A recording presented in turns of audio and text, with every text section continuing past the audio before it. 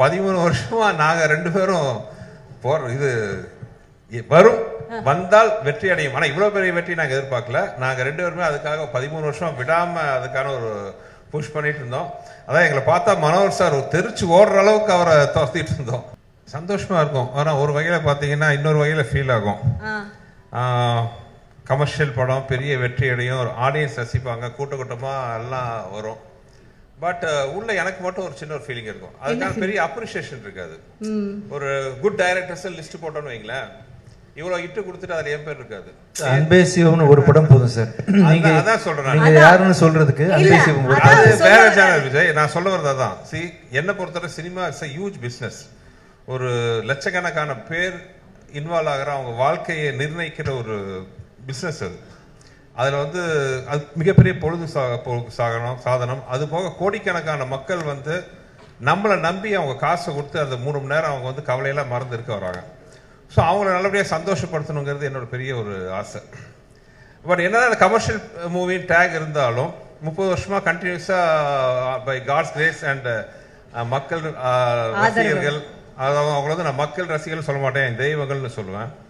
அவங்களோட ஆதரவில் தான் நான் வந்து ஓடிட்டு இருக்கேன். ஆனால் வந்து இப்போ கமர்ஷியல் ஓகே இவ்வளோ ஹிட் ஆனாலும் மனசுக்குள்ள ஒரு சின்ன இது இருக்கு. அதுக்கான ஒரு பொசிஷன் இன்னும் எனக்கு கிடைக்கலன்ட்டு. பட் அதை பற்றி கவலையும் படுறதில்லை. நான் என் கடன் பணி செய்து கிடப்பதே தான் என்னோட கொள்கை. உங்க பொசிஷன் என்னன்னா சார், இந்த பொங்கலை நீங்க தான் காப்பாத்துனீங்க சினிமா தியேட்டர்களில் மக்களை என்டர்டைன்மெண்ட்டுக்காக. அதே மாதிரி போன சம்மர் வந்து பொங்கலுக்கு இது, போன சம்மருக்கு வந்து அரண்மனை. இதுக்கு மேல என்ன சார் வேணும்? அதான் சார், என்னை பொறுத்தவரை தான். இப்போ படம் பார்க்குற மக்கள் சந்தோஷம், மீடியா ரசிச்சு எல்லாம் ஆதரவு கொடுக்குறாங்க, டிஸ்ட்ரிபியூட்டர்ஸ், தியேட்டர் ஓனர்ஸ் எல்லாருமே பார்த்தீங்கன்னா சந்தோஷமா இருக்காங்க. நம்ம என்னோட இதில் நம்ம எல்லாத்தோட காம்பினேஷனில் வந்த இந்த வெற்றியில் அதுதான் என்னோட வந்து மிகப்பெரிய வெற்றியாகவும் அவார்டாகவும் பார்க்குறேன். பை காட்ஸ் கிரேஸ் இன்னும் இந்த லிஸ்ட்டில் நிறைய படம் வரணும்னு ஆசைப்படுறேன். இல்லை, எனக்கு வந்து ஒரு மறக்க முடியாத ஒரு பெரிய நடிகர் மனோபாலா சார்.